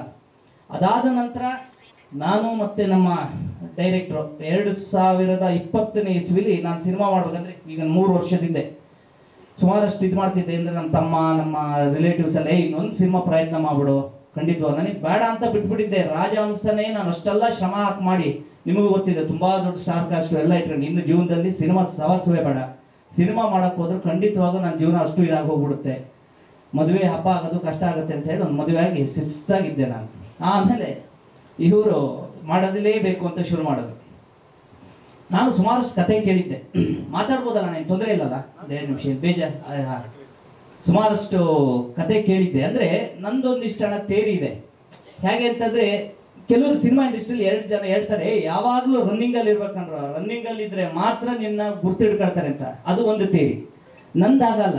ನಾನು ಎಷ್ಟು ಸಿನಿಮಾ ಮಾಡಿದ್ವಿ ಅನ್ನೋದು ಕೌಂಟ್ ಅಲ್ಲ. ನನಗಾದ್ರೂ ಅಟ್ಲೀಸ್ಟ್ ಆತ್ಮಕ್ಕೆ ಒಂದು ಸಮಾಧಾನ ಆಗಿ, ಈ ಸಿನಿಮಾ ನಾನು ಮಾಡಿದ್ದೆ, ಆ ಸಿನಿಮಾ ನನಗೆ ಖುಷಿ ಕೊಡ್ತಪ್ಪ. ಎಲ್ಲಿ ತನಕ ಸಿನಿಮಾದ ಸಕ್ಸಸ್ಸು ಫೇಲ್ಯೂರು ದೇವ್ರು ಬಲ್ಲ, ಯಾರಿಗೂ ಗೊತ್ತಿಲ್ಲ. ಬಟ್ ಆ ಸಿನಿಮಾ ಒಂದು ಪ್ರೊಸೆಸ್ ಮುಗಿಯೋ ತನಕ ನನಗೊಂದು ಖುಷಿ ಅನ್ಸ್ಬೇಕು. ಈ ಸಿನಿಮಾ ಮಾಡೋದ್ರಿಂದ ನನಗೇನೋ ಒಂದು ಬದುಕಿಗೆ ಆಗುತ್ತಾ, ಖಂಡಿತ ಇದೇನೋ ಒಂದು ಆಗುತ್ತೆ ಅನ್ನೋ ಒಂದು ಆತ್ಮವಿಶ್ವಾಸನೇ ಆ ಸಿನಿಮಾ ಕೊಟ್ಟಿಲ್ಲ ಅಂದರೆ ನಾನು ಯಾಕೆ ಆ ಸಿನಿಮಾ ಮಾಡಲಿ ಹೇಳಿ. ಆ ಒಂದು ಹೋರಾಟ ಒಂದು ಇದರಲ್ಲಿದ್ದಾಗ ನಮ್ಮ ಸುಮಾರಷ್ಟು ಕಥೆಗಳು ಕೇಳಿದ್ದೆ, ನಿಮ್ಗೆ ಹೇಳಿದರೆ ಉತ್ಪ್ರೇಕ್ಷೆ ಅನ್ಸ್ಬೋದೇನೋ. ರಾಜಹಂಸ ಆದ್ಮೇಲೆ ಒಂದು 2 ಜನ ಅಡ್ವಾನ್ಸ್ ಕೊಟ್ಟಿದ್ರು, ಸಣ್ಣ ಸಣ್ಣದು ನಮ್ಮ ಯೋಗ್ಯತೆಗೆ ತಕ್ಕಂತೆ. ಆಮೇಲೆ ಯೋಚನೆ ಮಾಡಿದೆ, ಈ ಸಿನಿಮಾ ಮಾಡೋದ್ರಿಂದ ಏನು ನನಗೆ ಉಪಯೋಗ ಇದೆಯಾ, ಸುಮ್ಮನೆ 6-7 ತಿಂಗಳು ನನ್ನ ಟೈಮು ವೇಸ್ಟು, ಆಮೇಲೆ ಅವ್ರಿಗೂ ನಾನು ತೊಂದರೆ ಕೊಟ್ಟಂಗೆ. ಈಗೇನು ಗೊತ್ತಾ, ಯಾರು ಸಿನಿಮಾ ಮಾಡ್ತಿದ್ದೀಯ ಅಂತಂದರೆ ನಮ್ಗೆ ಹೇಳೋಕ್ಕೆ ನಾಚಿಕೆ ಆಗಬಾರ್ದು, ತಲೆ ತುರ್ಸ್ಕೊಳಂಗೆ ಆಗಬಾರ್ದು ಆ ಟೈಟ್ಲ್ ಹೇಳೋಕ್ಕೆ. ಹಾಗಾಗಿ ಏನು ಮಾಡಿದೆ, ಅವ್ರನ್ನೇ ಕರೆದು ಹೇಳಿದೆ, ಇಲ್ಲ ಅಣ್ಣ ಬೇಡ, ದಯವಿಟ್ಟು ನನಗೆ ಬೇರೆ ಬೇರೆ ಕಮಿಟ್ಮೆಂಟ್ ಇದೆ, ನಾನು ಬದುಕಲ್ಲಿ ನೀವು ಬೇರೆ ಯಾರನ್ನಾರು ಇದು ಮಾಡಿ ಅಂದರೆ ಅವರು ಕೂಡ ಇದು ಮಾಡೋದು. ಅದಾದ ಮೇಲೆ ಇವರು ಬಂದು ಒಂದು ಲೈನ್ ಹೇಳಿದರು ಸಿನಿಮಾದ. ನೀವು ನಂಬ್ತೀರೋ ನಂಬಲ್ಲ, ಅದಕ್ಕಿಂತಲೂ ಕೇಳಿದ್ದೆ. ನನಗೆ ಲೈನ್ ತುಂಬ ಇಷ್ಟ ಆಗೋಯ್ತು. ನನಗೆ ಪಟ್ಟನೆ ನಾನು ಯಾಕೆ ಅಂತಂದ್ರೆ, ನಾನು ಜೀವನದಲ್ಲಿ ಅಣ್ಣ ನಾನು ಗೆಲುವಿನಕ್ಕಿಂತ ಸೋಲು ಜಾಸ್ತಿ ನೋಡಿದಂಥದ್ದು. ನನಗೆ ಅನುಭವದ ಪಾಠ ಭಾರಿ ಇದೆ. ನಿಮ್ಗೇನು ಅನ್ಸ್ಬೋದು, ಇಲ್ಲೆಲ್ಲ ಏನಾಗುತ್ತೆ ಗೊತ್ತಾ, ನಾವೇನಾದ್ರೂ ಹೇಳಕ್ ಹೋದ್ರೆ ಗೆದ್ದವರು ಹೇಳಿದ್ರೆ ಮಾತ್ರ ಅದಕ್ಕೆ ಬೆಲೆ. ಸೋತವನು ಏನು ಹೇಳಿದ್ರೆ ಅವನಂತದ, ಅವನಿಗೆ 3 ಕಾಸಿನ ಯೋಗ್ಯತೆ ಇಲ್ಲ, ಅವನೆಂತದ ದೊಡ್ಡ ಇದು ಮಾಡ್ತಾನೆ ಅನ್ನೋ ಥರ ಇರುತ್ತೆ. ಹಾಗಾಗಿ ಜಾಸ್ತಿ ನಾವೇನು ಇಲ್ಲ. ಬಟ್ ಅವ್ರು ಹೇಳ್ತಿದ್ದಂಗೆ ನಂಗೆ ಅದು ತುಂಬ ಇಷ್ಟ ಆಗೋಯ್ತು. ಅದು ಅಂದರೆ ಇಡೀ ಓವರ್ ಆಲ್ ನನ್ನ ಸಿನಿಮಾ, ನಮ್ಮ ಬದುಕು, ಜೀವನ, ಈ ಥರದ್ದೊಂದು ಸಿನಿಮಾ ಮಾಡಿದ್ರೆ ನನ್ನ ಕೊನೆ ಪ್ರಯತ್ನಕ್ಕೆ ಇದು ಕರೆಕ್ಟ್ ಆಗಿದೆ ಅನಿಸ್ತು. ಆ ಲೈನ್ ಇಷ್ಟ ಆಗ್ತಿದ್ದಾಗೆ ಓವರ್ ಆಲ್ ಅವ್ರು ಬಂದು ಹೇಳಿದಾಗ ಯಾವ ಊರಲ್ಲಿ ಶೂಟ್ ಮಾಡಬೇಕು ಇನ್ನೊಂದು ಆ ಥರದ್ದು ಏನಿಲ್ಲ, ಬಟ್ ಲೈನ್ ಮಾತ್ರ ನಂಗೆ ಇಂಪ್ಯಾಕ್ಟ್ ಆಗುತ್ತೆ. ಅಲ್ಲಿಂದ ನಾನು ಮತ್ತೆ ನಮ್ಮ ಡೈರೆಕ್ಟ್ರು ಯೋಚನೆ ಮಾಡ್ತಾ ಹೋದ್ವಿ, ಏನು ಮಾಡ್ಬೋದು ಅಂತ ಹೋದಾಗ, ಯಾರೋ 10 ಜನನ ಕೂರಿಸ್ಕೊಂಡು ಒಂದು ಸಿನಿಮಾನ ಸ್ಕ್ರೀನ್ ಪ್ಲೇ ಮಾಡಿ ಡೈಲಾಗ್ ಬರೆಯೋದಕ್ಕಿಂತ ನಮ್ಮಿಬ್ಬರಿಗೂ ಅನುಭವ ಇದೆ. ಎಲ್ಲರಿಗಿಂತ ಸಿನಿಮಾ ಅನುಭವಕ್ಕಿಂತ ಬದುಕಿನ ಅನುಭವ ದೊಡ್ಡದಾಗಿದೆ. ಅವರು 15-16 ವರ್ಷದಿಂದ ಸಿನಿಮಾ ಇಂಡಸ್ಟ್ರಿಯಲ್ಲಿ ಇದ್ದಾರೆ, ನಾನೂ ಇದ್ದೀನಿ. ನಾವಿಬ್ಬರೇ ಯಾಕೆ ಮಾಡಬಾರ್ದು ಅಂತ ಹೇಳಿ ಕೂತ್ವಿ. ಅಲ್ಲಿಂದ ಈ ಒಂದು ಸಿನಿಮಾನ ಮಲ್ನಾಡು, ಯಾಕೆ ನಾವಿಬ್ಬರು ಆ ಊರಿನವರು, ನಮ್ಗೆ ಸ್ಟ್ರೆಂತ್ ಇರೋದು ಆ ಊರು. ಯಾಕೆಂದರೆ ಒಂದು ಸಿನಿಮಾ ಮಾಡೋ ಅಷ್ಟೊತ್ತಿಗೆ ಗೆಲುವಿದ್ದಾಗ ನೀವು ಯಾವ ಮೂಲೆಯಲ್ಲಿ ಬೇಕಾದ್ರೂ ಮಾಡ್ಬೋದು ಸಿನಿಮಾ. ಗೆಲುವಿಲ್ದಿದ್ದಾಗ ನಾವೇನೋ ಹೊಸಬ್ರ ಥರನೇ ಒಂದು ಗೆಲುವು ಬರೋ ತನಕ ನಾವೇನು ನಿರ್ಧಾರ ಮಾಡಿದ್ವಿ, ನಮಗೆ ಎಲ್ಲಿ ಸ್ಟ್ರೆಂತ್ ಇದೆ ಆ ಊರ ಕಡೆನೇ ಮಾಡೋಣ ಅಂತೇಳಿ ನಿರ್ಧಾರ ಮಾಡಿ ಆ ಕಥೆನ ಅಲ್ಲಿಗೆ ಇಂಪ್ಲಿಮೆಂಟ್ ಮಾಡ್ತಾ ಹೋದ್ವಿ. ಹಂಗೆ ಕೆರೆಬೇಟೆ ಅಂತ ಟೈಟ್ಲ್ ಅವ್ರು ಹೇಳಿದ್ರು. ಕೇಳ್ತಿದ್ದಾಗೆ ನಾನು ಕೂಡ ಪಟ್ಟು ಒಂದ್ಸರಿ ಒಪ್ಕೊಂಡಿಲ್ಲ, ಸ್ವಲ್ಪ ಯೋಚನೆ ಮಾಡಿದೆ. ಈ ಥರದ್ದೆಲ್ಲ ಆಗಿ ಸಿನಿಮಾ ಅದು ಹೇಗೆ ಅಂತಂದ್ರೆ ಪ್ರತಿಯೊಂದು ಹಂತನೂ ತುಂಬ ಪ್ರಿಪ್ರೇಷನ್ ಮಾಡಿದ್ವಿ. ನಾನು ಅದನ್ನ 1 ಅಕ್ಷರದಲ್ಲಿ 2 ಅಕ್ಷರದಲ್ಲಿ ಹೇಳೋದಕ್ಕಾಗಲ್ಲ. ನಿಮ್ಗೊಂದು ಟ್ರೈಲರು ಟೀಸರ್ ನೋಡಿದಾಗ ಅದು ಗೊತ್ತಾಗುತ್ತೆ. ಒಂದು ಸಿನಿಮಾ ಇರ್ಬೋದು, ಮೇಕಿಂಗ್ ಇರ್ಬೋದು. ನಮ್ದೇನಂತಂದ್ರೆ ಓವರ್ ಆಲ್ ಸಿನಿಮಾ ಇಷ್ಟು ದಿವಸ ಶೂಟಿಂಗ್ ಮುಗಿಯೋ ತನಕ ಪ್ಲಾನ್ಡ್ ಅಂದ್ರೆ ಎವ್ರಿಥಿಂಗ್ ಪ್ಲಾನ್ಡ್ ಅಲ್ಲೇ ಮಾಡಿದ್ದೀವಿ. ಒಂದು ಚೂರು ಕೂಡ ಹಿಂದೆ ಮುಂದೆ ಆಗಿಲ್ಲ. ಮೊನ್ನೆ ಒಂದು ಇವೆಂಟ್ ಮಾತ್ರ ಹಿಂದೆ ಮುಂದೆ ಆಯ್ತು. ಅದಕ್ಕೂ ಕೂಡ ಸುದೀಪ್ ಸಾರು ಒಂದು ವಿಡಿಯೋ ಮಾಡಿ ನಮ್ಮ ಖುಷಿಯಿಂದ ನಾವು ಕೇಳೇ ಇದ್ದಿರಲಿಲ್ಲ, ಅದನ್ನ ನೋಡಿ ತುಂಬಾ ಖುಷಿಯಿಂದ ವಿಡಿಯೋ ಮಾಡ್ಕೊಟ್ಟು ಕಳಿಸಿದ್ರು. ಅದನ್ನು ನೀವು ನೋಡಿದೆ. ಅದೊಂದು ಘಟನೆ ಮಾತ್ರ ಸ್ವಲ್ಪ ಅವ್ರ ಆರೋಗ್ಯದ ಕಾರಣದಿಂದ ಹಿಂದೆ ಮುಂದೆ ಆಯ್ತು. ಇಡೀ ಸಿನಿಮಾ ನಾವು ಅನ್ಕೊಂಡು ಪ್ಲಾನ್ ಅಲ್ಲೇ ಮಾಡಿದ್ವಿ. ಪಬ್ಲಿಸಿಟಿ ಯಾವಾಗಿಂದ ಮಾಡೋದು ಅಂತ ಇತ್ತು. ನಾವು ಮುಂಚೆ ನಮ್ಮ ಡೈರೆಕ್ಟ್ರು, ನಮ್ಮ ತಮ್ಮ ಎಲ್ಲರಿಗೂ ಹೇಳ್ಬಿಟ್ಟಿದ್ದೆ, ನಾವೇನು ಹೇಳ್ತೀವಿ ಎಲ್ಲ ಚರ್ಚೆ ಮಾಡ್ಕೊಳ್ಳೋಣ, ನಿಮ್ಮ ಪಾಡಿ ನೀವು ಮಾಡ್ತಾ ಹೋಗಿ, ಏನು ಬೇಕಾದ್ರೂ ಬರಲಿ. ಇಡೀ ಸಿನಿಮಾದಲ್ಲಿ ನಮ್ಮ ಎಡಿಟ್ರು ಇದೆಲ್ಲರಿಗೂ ಗೊತ್ತಿದೆ, ನಮ್ಮ ಕೋ ಡೈರೆಕ್ಟರ್ ಪ್ರತಿಯೊಬ್ಬರು, ನಮ್ಮ ಡೈರೆಕ್ಟರ್ ಯಾವಾಗ ಹೇಳ್ತಿದೆ, ಎಲ್ಲರೂ ಐಡಿಯಾ ಕೊಡಿ, ಎಲ್ಲರೂ ಏನು ಬೇಕಾದ್ರೂ ಹೇಳಿ, ಎಲ್ಲದೂ ಮಾಡೋಣ. ಆದರೆ ನಿರ್ಧಾರ ಮಾತ್ರ ನಾನೇ ಖಂಡಿತವಾಗೂ ಮಾಡ್ತೀನಿ. ನಿಮ್ಮೆಲ್ಲರ ಜೊತೆ ಚರ್ಚೆ ಮಾಡಿ. ಯಾಕೆ ಅಂತಂದ್ರೆ ನಾನು ಪದೇ ಪದೇ ಸೋಲಕ್ಕೆ ರೆಡಿ ಇಲ್ಲ. ಸೋತ್ರೂ ಕೂಡ ಒಂದು ಪಕ್ಷ ನನ್ನ ನಿರ್ಧಾರದಿಂದನೇ ಸೋತೆ ಅನ್ನೋದು ನನಗಾಗಬೇಕು. ಬೇರೆಯವ್ರ ನಿರ್ಧಾರದಿಂದ ಸೋತೆ ಅನ್ನೋ ಥರದ್ದು ಆಗೋದು ಬೇಡ. ನಿಮ್ಮ ಯಾರನ್ನೂ ನಾಳೆ ನಾನು ಬ್ಲೇಮ್ ಮಾಡೋಕ್ಕೆ ರೆಡಿ ಇಲ್ಲ. ಹಾಗಾಗಿ ಆ ಥರದ್ದೆಲ್ಲ ಒಂದು ಪ್ಲಾನ್ ಮಾಡ್ಕೊಂಡಿದ್ವಿ. ಯಾಕಿದ್ ಮಾತು ಹೇಳಿದೆ ಅಂದರೆ, ಶಿವರಾಮ್ ಕಾರಂತ್ ಹತ್ರ ಒಬ್ಬರು ಬಂದು ಕೇಳಿದ್ರಂತೆ, ನಿಮ್ಮ ಆತ್ಮಚರಿತ್ರೆ ಬರೀತೀವಿ ಅಂತ. ಅವಾಗ ಶಿವರಾಮ್ ಕಾರಂತ್ ಹೇಳಿದ್ರಂತೆ, ಮಹಾರಾಯ ನೀನು ನನ್ನ ಕೊಲೆ ಮಾಡೋದು ಬೇಡ, ನಾನೇ ನೇಣಕ್ಕೆ ತಿನ್ಬೇಕಾರೆ, ದಯವಿಟ್ಟು ಸುಮ್ಮನೆ ಇರುತ್ತೆ. ಅದೇ ಥರ ನಾವೀಗ ಸಿನಿಮಾ ಮಾಡ್ತಾ ಇದ್ವಿ. ನಾಳೆ ಏನಾಗುತ್ತೆ ಗೊತ್ತಾ, ಸಿನಿಮಾ ಚೆನ್ನಾಗಾದಾಗ ಎಲ್ಲರಿಗೂ ಕೂಡ ಖುಷಿ. ಸ್ವಲ್ಪ ಏನಾದ್ರು ಹೆಚ್ಚು ಕಡಿಮೆ ಆಯ್ತು ಅಂದ್ರೆ ನಾವು ಅವ್ರ ಮೇಲೆ ಹೇಳೋದು, ಇವ್ರು ಅವ್ರ ಮೇಲೆ ಹೇಳೋದು, ಆ ಥರ ಆಗೋದು ಬೇಡ. ಹಾಗಾಗಿ ಎಲ್ಲರೂ ಒಂದು ತಂಡ ಕೂತು ಒಂದು ಆ ಪ್ರಿಪ್ರೇಷನ್ ಬಗ್ಗೆ ಮಾತು ಹೇಳಿದೆ, ಸಂಪೂರ್ಣವಾಗಿ ಮಾಡಿದ್ವಿ. ಪಬ್ಲಿಸಿಟಿ ಹಂತಕ್ಕೆ ಬಂದಾಗ ನಾನು ಅವಾಗಲೇ ಹೇಳಿದ್ದೆ ಅವರಿಗೆ, ಡೈರೆಕ್ಟ್ರೆ, ನಮ್ಮ ಕ್ಯಾಮ್ರಾಮ್ಯಾನ್ ಹೇಳ್ತಾ ಇದ್ರು, ಸರ್ ಪಬ್ಲಿಸಿಟಿ ಶುರು ಮಾಡ್ಬಿಡಿ ಸರ್, ಲೇಟ್ ಆಯಿತು ಅಂತ ಹೇಳಿದ್ರೇನ್ರಿ. ನಾನು ಅವಾಗ ಹೇಳಿದೆ, ನಾನು ಪಬ್ಲಿಸಿಟಿ ಮಾಡೋ ಅಂಥದ್ದು ಪ್ಲ್ಯಾನ್ ಕರೆಕ್ಟ್ ಆಗಿದೆ. ಇಲ್ಲಿ ಹೆಚ್ಚು ಕಡಿಮೆ ಎಲ್ಲವೂ ನಮ್ಮ ಹೆಗ್ಲು ಮೇಲೆ ಹಾಕೊಂಡು ಹೊರಡ್ತಾ ಇದ್ವಿ. ಶೂಟಿಂಗ್ ಅನ್ನೋದು ಸಂಪೂರ್ಣ ಆದಮೇಲೆ ನಾವು ಪಬ್ಲಿಸಿಟಿ ಕಡೆ ಹೊರಡ, ಪೋಸ್ಟ್ ಪ್ರೊಡಕ್ಷನ್ ಅರ್ಧ ಆದ್ಮೇಲೆ ಆ ಥರನೇ ಒಂದೊಂದೇ ಪ್ಲ್ಯಾನ್ ಮಾಡಿಕೊಂಡು ನೀಟಾಗಿ ಬಂದು ಇವತ್ತು ಸಿನಿಮಾ ರಿಲೀಸ್ ಹಂತಕ್ಕೆ ಬಂದಿದ್ದೀವಿ. ನಿಮ್ಮೆಲ್ಲರ ಆಶೀರ್ವಾದ ಸಹಕಾರ ಇದ್ರೆ ಖಂಡಿತವಾಗೂ ಅಣ್ಣ ಈ ಸಿನಿಮಾ ದೊಡ್ಡ ಸಕ್ಸಸ್ ಆಗುತ್ತೆ. ನಾನು ಯಾವುದೇ ರೀತಿಯ ದೊಡ್ಡ ಬ್ಯಾಕ್ಗ್ರೌಂಡ್ ಇರೋನಲ್ಲ, ನಿಜವಾಗ್ಲೂ ಹೇಳ್ತೀನಿ ಕೇಳಿ. ನನ್ನಲ್ಲಿ ಒಂದು ಹಠ ಇದೆ ಯಾವಾಗಲೂ.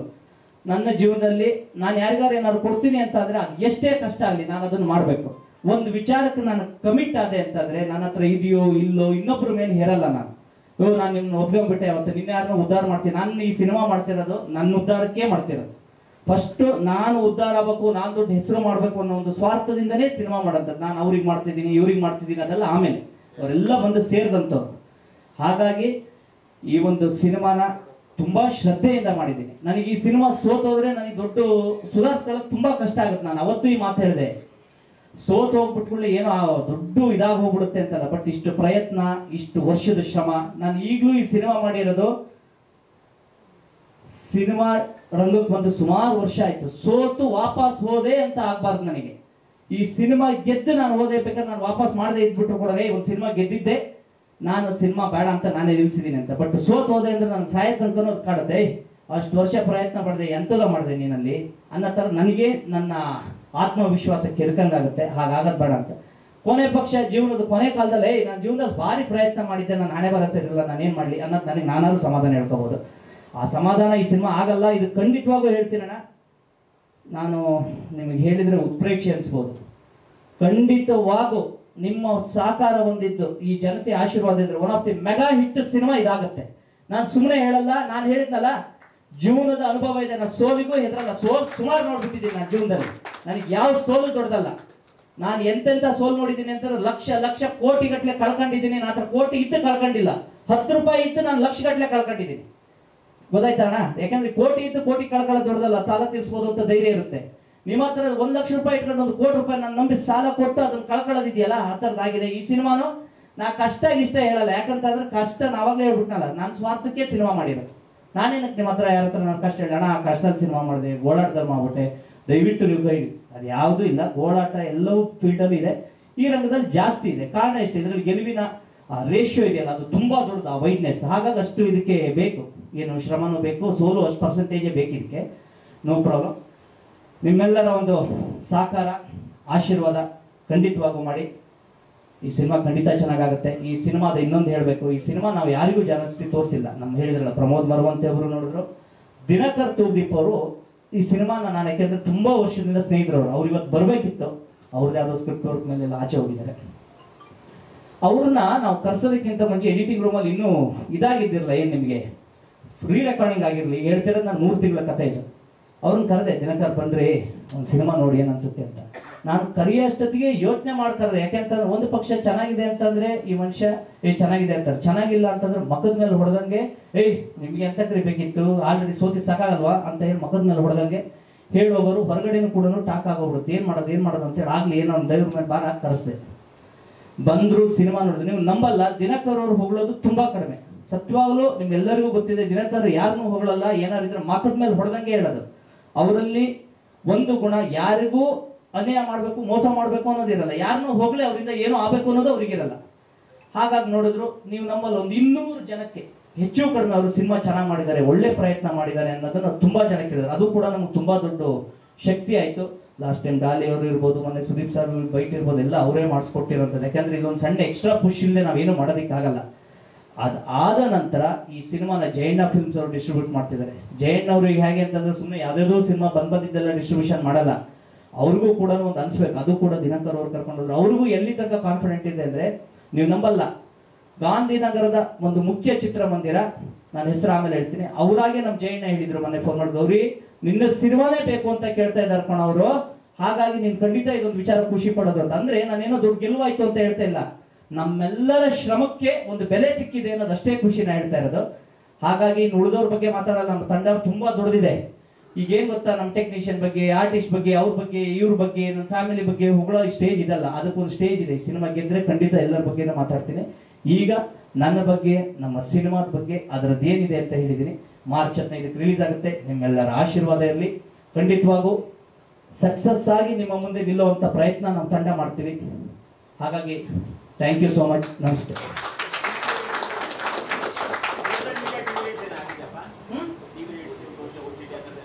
ಅಣ್ಣ, ಆಡಿಯೋ ರೈಟ್ಸ್ ಬಿಟ್ಟು ಬೇರೆ ಯಾವುದು ಕೊಟ್ಟಿಲ್ಲ. ನಾನು ಹೇಳಿದ್ನಲ್ಲ, ನಮ್ಮ ದಿನಕರ್ ಹೇಳ್ದಂಗೆ ನಿಮ್ಮ ಭಯಂಕರ ಒಂದೊಂದ್ಸರಿ ತುಂಬಾ ದುರಂಕಾರ ಅಂತ ಹೇಳ್ತಾರೆ. ಯಾಕೆ ಅಂತ ಅಂದ್ರೆ ಹಿಂಗೆ ಆಗ್ಬೇಕು ಹಾಗೆ ಆಗ್ಬೇಕು ಅಂತ ಅನ್ಕೊಳ್ತೀರಿ ಅಂತ. ನಾನು ಹಿಂಗೆ ಆಗ್ಬೇಕು ಹಾಗೆ ಆಗ್ಬೇಕು ಅಂದ್ರೆ ಏನು ಆಗಕ್ಕೆ ಆಗ್ತಿದ್ದಿಲ್ಲ, ಹಂಗಿದ್ರೇನೆ ಕರೆಕ್ಟ್ ಆಗಿದ್ದೀನಿ ಅನ್ಸುತ್ತೆ. ಯಾಕೆಂದ್ರೆ ಈ ಟಿವಿ ರೈಟ್ಸು OTT ಎಲ್ಲ ಕೇಳಿದ್ರಲ್ಲಣ್ಣ, ಫೋನ್ ಬಂದಿದೆ. ಯಾರಿಗೂ ಫೋನ್ ಬರಲ್ಲ ಅಂತ ನನಗೆ ಫೋನ್ ಬಂದಿದೆ. ಅದು ಎಲ್ಲಿ ಅಂದ್ರೆ ನಾನು ಏನ್ ಖರ್ಚು ಮಾಡಿರ್ತೀನಲ್ಲ ಅದಕ್ಕೆ 20%ಗೂ ವ್ಯಾಲ್ಯೂ ಇಲ್ದಿರೋ ಅಂತ ಬಂದ್ರೆ ನಾನು ಏನ್ ಮಾಡ್ಬೇಕು? ನಂದು ಒಂದೇ ನಿರ್ಧಾರ, ಬಂದ್ರೆ ಕೋಟಿಗಟ್ಟಲೆ ಬರಬೇಕು. ಸಿನಿಮಾ ಮಾಡಿರೋದು ಬಡ್ಡಿ ವ್ಯವಹಾರ ಅಲ್ಲ, 100 ರೂಪಾಯಿ 10 ರೂಪಾಯಿ ಬರಲಿ ಅಂತಲ್ಲ, ಬಂದ್ರೆ ಕೋಟಿನೇ ಬರಬೇಕು, ಹೋದ್ರೆ ಕೋಟಿನೇ ಹೋಗ್ಬೇಕು. ಯಾಕಂದ್ರೆ ಅದು ಯಾವ್ದೋ 30 ಲಕ್ಷ 20 ಲಕ್ಷ ಬಂದು ನನ್ನ ಏನ್ ದೊಡ್ಡ ಬದಲಾವಣೆ ಮಾಡಲ್ಲ. ಸಾಲಗಾರರಲ್ಲಿ 1 ತಿಂಗಳು ನಾನು ಒಂಚೂರು ತಲುಪಿಸಿ ಕಡಿಮೆ ಮಾಡೋದು ಬಿಟ್ರೆ ಇನ್ನೇನು ವರ್ಷಗಟ್ಟಲೆ ಸಾಲಗಾರನಿಂದ ಏನು ಕಡಿಮೆ ಮಾಡಲ್ಲ. ಹಾಗಾಗಿ ಅದನ್ನ ಕೇಳಿದ್ದು ಹೌದು, ದೊಡ್ಡ ಒಂದು ಜಿ ಮತ್ತೆ ಆ ಥರದೊಂದು ಸಂಸ್ಥೆಯಿಂದ ಯಾರೆಲ್ಲ ಫೋನ್ ಮಾಡಿದ್ರು, ನೇರವಾಗಲ್ಲ. ಆಮೇಲೆ ಬಾಂಬೆಯಿಂದ ಫೋನ್ ಮಾಡಿದ್ರು, ಸಿನಿಮಾ ಭಾರಿ ಸದ್ದು ಮಾಡ್ತಿದ್ವಿ ಅಂತಲ್ರಿ, ಖಂಡಿತವಾಗೂ ನಿಮ್ದು ತಗೊಳ್ತಿದೀವಿ, ಅಷ್ಟೇ ತಗೊಳ್ತಿದೀವಿ. ಇನ್ನೊಂದು ರೇಟು ಎಲ್ಲಿಗೆ ಅಂತ ಬಂದ್ರೆ ಅದನ್ನ ಕರೆಕ್ಟಾಗಿ ನಾವು ನೀವು ಎಲ್ಲ ಒಂದು 2 ಪಾರ್ಟಿ ಮಾಡಿದ್ರೆ ಡಬಲ್ ಅಷ್ಟೇ ಇರುತ್ತೆ ರೇಟ್. ಅಣ್ಣ, ನಾನೇ ಸಿನಿಮಾದ ಡೈರೆಕ್ಟರ್, ಸ್ಕ್ರೀನ್ ಪ್ಲೇ. ಅಣ್ಣ ನೋಡಿದ್ದಾರೆ, ನಮ್ಮ ಪ್ರಮೋದ್ ಬರುವಂತವ್ರು ನೋಡಿದ್ದಾರೆ. ಅಣ್ಣ, ಬೇರೆಯವ್ರು ನೋಡಿ ಹೇಳೋದಕ್ಕಿಂತನೂ ನಾನೇ ಹೇಳಿದ್ನಲ್ಲ, ನಾನು ಚೆನ್ನಾಗಿಲ್ಲ ಅಂದ್ರೆ ನಾನು ಇಲ್ಲೇ ಹೇಳ್ಬಿಡ್ತಿದ್ದೆ, ನನಗೆ ಒಂದು ಸಮಾಧಾನ ಆಗೋಗಿದೆ.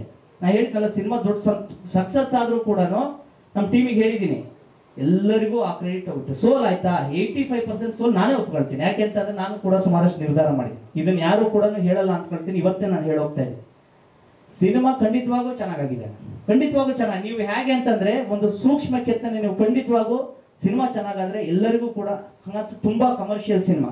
ಇನ್ ಕೆಲವರು ಅನ್ಕೊಂಡಿದ್ದಾರೆ, ಅದು ನಿಮ್ಮ ಪಾಯಿಂಟ್ ಇದೆ, ಕೆರೆ ಬೇಟೆ ಸಿನಿಮಾ ಅಂತ ಅನ್ಕೊಂಡು ಬರೀ ಮಲ್ನಾಡು ರೀಜನ್, ಮಲ್ನಾಡು ಅಲ್ಲ ಅಣ್ಣ, ಮಲ್ನಾಡಲ್ಲಿ ನಡೆಯುವಂತ ಘಟನೆಯನ್ನ ನಾವು ಆ ಭಾಷೆಯನ್ನು ಇಟ್ಕೊಂಡು ಎಲ್ಲರಿಗೂ ಇದು ಕೂಡ ಸಂಬಂಧ ಇರುವಂತಹ ಕತೆ. ನೀವೇನಂತಂದ್ರೆ ಯಾವುದೋ ಒಂದು ಊರಲ್ಲಿ, ನಮ್ಮ ಶಿವಮೊಗ್ಗದಲ್ಲಿ ಏನಾದ್ರು ಒಂದು ಘಟನೆ ಆದ್ರೆ ಇಡೀ ಕರ್ನಾಟಕಕ್ಕೆ ಹಿಂಗೆ ಬಿತ್ತರಿಸ್ತಿರೋ, ಅದೇ ತರ ನಮ್ಮ ಸಿನಿಮಾದ ಕತೆ ಅಲ್ಲಿ ಶುರುವಾಗುತ್ತೆ, ಅಲ್ಲಿ ನಡೆಯುತ್ತೆ. ಅದು ಎಲ್ಲರ ಮನಸ್ಸು, ಎಲ್ಲರ ಭಾವನೆ, ಎಲ್ಲರ ಹೋರಾಟ, ಕಿಚ್ಚು, ಆಸೆ, ಆಕಾಂಕ್ಷೆ ಪ್ರತಿಯೊಬ್ಬ ವ್ಯಕ್ತಿಲಿ ಇರುತ್ತಲ್ಲ, ಅದೆಲ್ಲದೂ ಕೂಡ ಆ ಸಿನಿಮಾದಲ್ಲಿದೆ. ಹಾಗಾಗಿ ಕೆರೆಬೇಟೆ ಅಂದ್ಕೊಳ್ಳೆ ಮಲೆನಾಡು ಭಾಗದವ್ರಿಗೆ ಮಾತ್ರ ಅಂತ ಅಲ್ವೇ ಅಲ್ಲ, ಕೆರೆಬೇಟೆ ನಡೆಯೋದು ಮಲೆನಾಡು ಭಾಗದಲ್ಲಿ. ಆದರೆ ಒಬ್ಬ ವ್ಯಕ್ತಿಯಲ್ಲಿರುವಂತಹ ಹೋರಾಟ, ಕಿಚ್ಚು, ಧೈರ್ಯ, ಏನೋ ಒಂದು ಮಾಡಬೇಕು ಅನ್ನೋದು, ಅಥವಾ ಆ ಬಡತನ, ಅಥವಾ ಅಲ್ಲಿರುವಂತಹ ಪಾತ್ರಗಳು ಎಲ್ಲರಲ್ಲೂ ಇರುವಂಥದ್ದು, ಎಲ್ಲರಿಗೂ ಕನೆಕ್ಟ್ ಆಗುವಂಥದ್ದು. ಹಾಗಾಗಿ ಎಲ್ಲ ಕಡೆನೂ ಸಲ್ಲುವಂಥ ಸಿನಿಮಾ. ನೀವು ನಂಬಲ್ಲ, ನಮ್ದು ಟ್ಯಾಬ್ಲೋ ಗಾಡಿ ಎಲ್ಲ ರಾಜ್ಯದ ಎಲ್ಲ ಕಡೆ ಓಡಾಡ್ತಿದೆ. ನಮ್ಮ ಮಲೆನಾಡು ಭಾಗದಕ್ಕಿಂತ ರಾಯಚೂರು ಆ ಭಾಗದಲ್ಲಿ ನಮ್ಮ ಹುಡುಗರು ಹೋಗ ಫೋನ್ ಮಾಡ್ತಾರೆ, ಏನ್ ನಮ್ಮ ಸಿನಿಮಾದ ಡೈಲಾಗ್ ಇದೆಯಲ್ಲ, ನಾಚಿಗೆ ಎಲ್ಲಿ ಸಿಗ್ತಿದೆ ಹುಡ್ಕೆಂಬರಂಬ ಅನ್ನೋದಲ್ಲ. ತುಂಬಾ ಇಷ್ಟಪಟ್ಟು ಆ ಕಡೆಯವರೇ ತುಂಬಾ ಸಿನಿಮಾನ ಕಾಯ್ತಾ ಇದ್ದೀವಿ ಅಣ್ಣ ಈ ಸಿನಿಮಾ ನೋಡಬೇಕು ಅಂತ ಹೇಳ್ತಿದ್ದಾರೆ. ಅಂದರೆ ಅರ್ಥ ಅದು ಎಲ್ಲರಿಗೂ ಕನೆಕ್ಟ್ ಆಗಿದೆ ಅನ್ನೋ ಒಂದು ಖುಷಿ. ಕೆರೆಬೇಟೆಯ ಆಳ ಅಗಲ ಎಲ್ಲವಕ್ಕೂ ತಮ್ಮ ಬೆವರು ಎಲ್ಲವನ್ನು ಸುರಿಸಿರುವಂತಹ ನಮ್ಮ ಗೌರಿಶಂಕರ್ ಅವರು ಮಾತನಾಡಬೇಕು. ಎಲ್ರಿಗೂ ನಮಸ್ತೆ. ಮೊದಲನೇದಾಗಿ ಸ್ಪೆಷಲ್ ಥ್ಯಾಂಕ್ಸ್ ಟು ನಮ್ಮೆಲ್ಲ ಪತ್ರಿಕಾ ಮಾಧ್ಯಮ, ಟಿ ವಿ ಮಾಧ್ಯಮ, ಡಿಜಿಟಲ್ ಮಾಧ್ಯಮ, ನಮ್ಮೆಲ್ಲ ಸ್ನೇಹಿತರಿಗೂ ನಮಸ್ತೆ ಹೇಳ್ತಾ, ಇವತ್ತು ಈ ನಮ್ಮ ಕಾರ್ಯಕ್ರಮಕ್ಕೆ ಇದೇನು ನಮ್ಮ ಸಿನಿಮಾ ರಿಲೀಸ್ ಇವತ್ತಿಂದ ಒಂದು 5 ದಿವಸ ಉಳಿದಿದೆ. ಇಲ್ಲಿಂದ ಸಿನಿಮಾದ ಪ್ರಚಾರ ಇರ್ಬೋದು, ಇನ್ನೊಂದು ಇರ್ಬೋದು, ತುಂಬ